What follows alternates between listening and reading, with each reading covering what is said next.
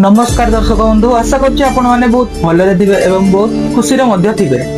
आज हम आलोचना करबा एमिति गोटे जोग विषय रे जहा कि आपण को लाइफ रे जदी अछि हेले आपण बहुत कष्ट पाइबे, आपण को जीवन रे बहुत स्ट्रगल करिवे, बहुत अपमान सहयाको पड़िबो, आपण को जीवन में बहुत थोड़ा हारिबाको पड़िबो, पड़ी की उठिबाको मध्ये पड़िबो। से जोगटी होछि विपरीत राजयोग। जेहु मानकर भी जातक रे विपरीत राजयोग थाए से माने लाइफ रे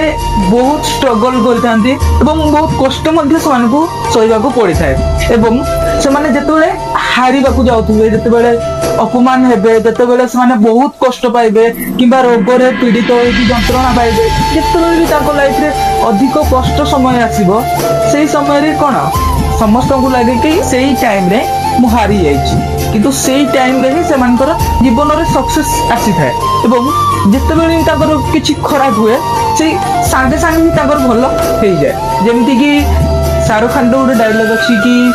हार कर जीतने वाले को बाजीगर कहते हैं, सही टाइप रो कि से माने हारी तो जानती, बहुत कष्ट पाती किंतु जीवन में बहुत मध्य सक्सेस हो जाती। जैसे गरीब होइतिले मध्य राताराति करोड़पति हो जावा, एई टाइप रो विपरीत राजयोग मानकर होई थाए। विपरीत राजयोग केमिति होइता जदी कि हमर तीनटा अछि क्रूर भाव, जोटा कि खराब भाव हम कह जाए, रोग कष्ट मृत्यु जंत्रणा यही सब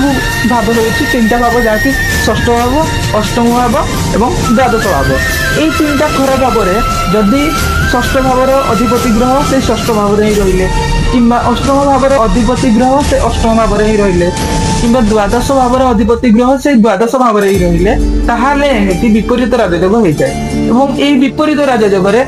मनीष बहुत कष्ट पाई थाए। जार भी थाए ता जीवन रे जेतेबेले भी सक्सेस पाइबार अछि ता जस्ट पूर्व से बहुत स्ट्रगल करि थाए, बहुत कष्टर सम्मुखीन होबाको पड़ी थाए, बहुत अपमान होबाको पड़ी थाए, बहुत सारा जीवन रे प्रॉब्लम आसी थाए, माने तळे पड़ी कि से माने उठी थांती।